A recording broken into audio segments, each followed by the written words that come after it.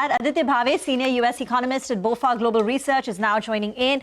Aditya, thank you very much for joining us in. What's the call now on the US economy? Because some believe that at least last year, X of the AI-related spends on capex, data centers, etc., the US economy is fairly okayish, not perhaps supportive of the 50,000 levels that we're seeing on Dow.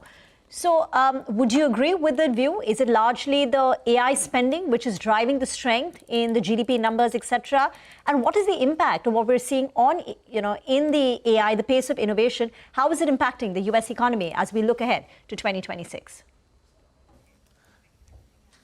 Good morning. Thank you for having me on. So AI definitely has been a big driver of GDP growth, both in terms of AI-related capex and its impact on the equity market, which has supported spending by higher-income households. But we're bullish for next year. We're looking for this year, we're looking for 2.8% GDP growth this year, and we think that'll be driven by fiscal policy that's turning a lot easier. We think the Big Beautiful Bill will add 3 to 0.4% of GDP to GDP this year.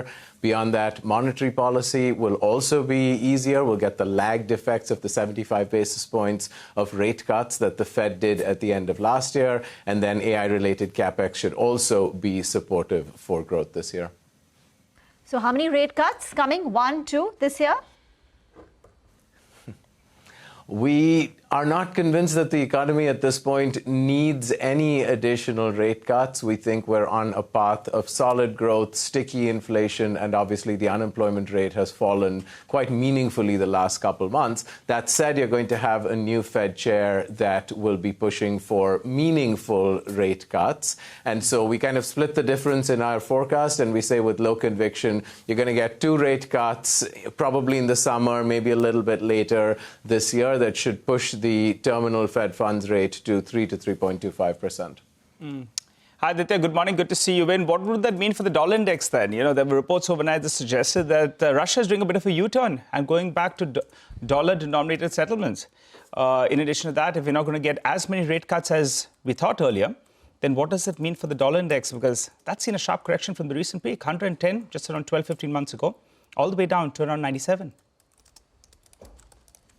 Yeah, so a couple of things on that. The first thing I would say is that what we're forecasting in terms of rate cuts is actually quite close to what the markets are pricing. So if that's delivered, I don't necessarily see an impulse lower or higher for the dollar. The other thing to think about is, to the extent that there is a little bit further dollar depreciation, and that's something that's in our FX strategist forecasts, is that nominal dollar depreciation or real dollar depreciation? I think the global economy will be able to digest some additional nominal depreciation in the dollar because inflation might remain somewhat sticky in the US compared to other developed markets. But real dollar depreciation, there's probably some limits on that in terms of, the growth potential of, let's say, Europe in that sort of circumstance. Do you all have a view on cryptos, what's happening there this year? We've seen a lot of volatility. And even on the precious metals, what is the call?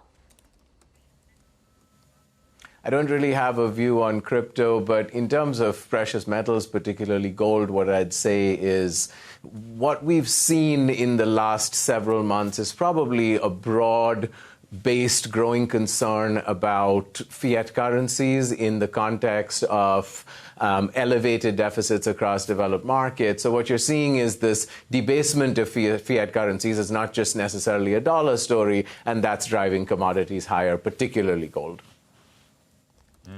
So big picture view, Aditya, what is it? What is it? US stocks, as someone was joking, perhaps the best performing position in 26 could be cash. Do you agree? The big picture view on the U.S., I would say, is still optimistic, to be honest. The U.S. has weathered pretty large disruptions in the policy agenda over the last several months. We're still going to get significant growth last year, depending on whether you look at the annual number or the fourth quarter over fourth quarter number. You're somewhere between 2.2 and 2.5%. You should get a similar number this year, potentially even higher, closer to 3%. So the economy is doing great. Consumer spending is in good shape. What that means for stocks ultimately depends on your view on valuations, how much of that upside has already been priced in. Our equity strategists have a relatively modest forecast for this year, a little bit above 7,000, but their premise, again, is that the upside that we're expecting in the economy this year was essentially already priced in last year. So I wouldn't necessarily look at that forecast and say this is a forecast that bodes badly for the U.S. economy. Thank you, Aditya, for joining in and staying up for us.